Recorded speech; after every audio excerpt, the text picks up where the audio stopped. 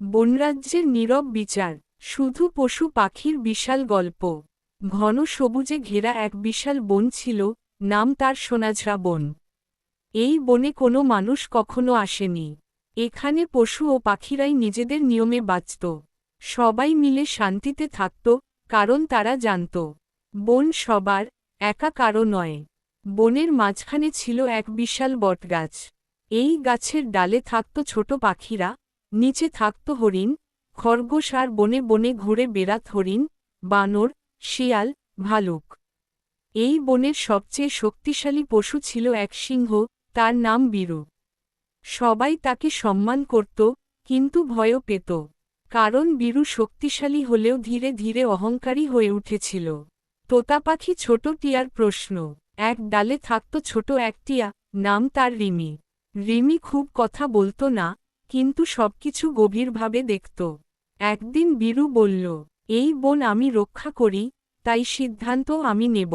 রিমি সাহস করে বলল, বন তো সবার, শুধু শক্তিশালীর নয়। এই কথা শুনে সবাই চুপ হয়ে গেল। কেউ কিছু বলল না। শেয়াল শিয়ালের চালাকি। বনের এক চতুর শিয়াল ছিল, নাম ফিকু। সে বুঝতে পারল, বন ধীরে ধীরে দুই ভাগে ভাগ হচ্ছে। সেই সুযোগ নিতে চাইল। ফিকু এক পশুর কাছে গিয়ে আরেক পশুর বিরুদ্ধে কথা বলত। ধীরে ধীরে বনজুড়ে ভুল বোঝাবুঝি ছড়িয়ে পড়ল। পাখিরা ডালে বসে নিচের ঝামেলা দেখত, কিন্তু কেউ কথা বলার সাহস করত না। প্যাঁচা পেঁচার নীরব ডাক। বনের সবচেয়ে বয়স্ক প্যাঁচা ছিল জ্ঞানু। সে সব শুনত, সব দেখত। এক রাতে সে সব পশু পাখিকে বটগাছের নিচে ডাকল। প্যাঁচা বলল, বন ভাঙে ঝড়ে না, ভাঙে অহংকারে। সবাই নীরব হয়ে গেল। কচ্ছপ কচ্ছপের ধীর সত্য। এক কোণে ধীরে হেঁটে এল এক কচ্ছপ, নাম ধীরু। সে বলল, যে বেশি জোরে কথা বলে, সে সবসময় ঠিক হয় না। এই কথা সবাইকে ভাবিয়ে তুলল। সিংহের মুখ সিংহের পরিবর্তন। বীরু প্রথমে রেগে গেল, কিন্তু একে একে সবাই যখন নিজের কথা বলল, হরিণ, বানর, পাখি, তখন সে বুঝতে পারল, সে একা বন নয়।